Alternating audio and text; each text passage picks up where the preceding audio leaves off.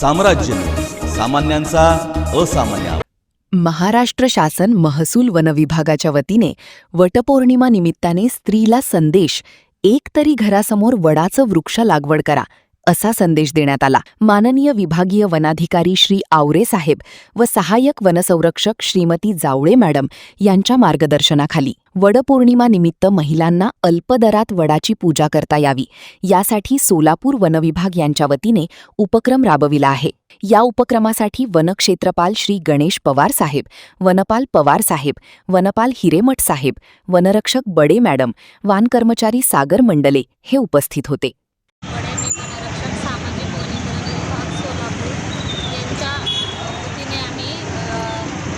दरामध्ये वडाच्या रोपाची विक्री करण्यासाठी इथे स्टॉल लावलेला आहे, जेणेकरून महिलांना वडाची पूजा करण्यासाठी कमी किमतीमध्ये वड उपलब्ध व्हावा, यासाठी आम्ही वडाची रोपे इथे विक्रीसाठी मांडलेली आहे. बरं, आतापर्यंत किती रोपं वाटले गेले? आतापर्यंत जवळपास 35 ते 40 रोपं सकाळपासून विकली आहेत. हे आज पहिला दिवस आहे तुमचा? पहिलाच दिवस आहे. तुमच्या अधिकाऱ्यांची काही नावं ओळख?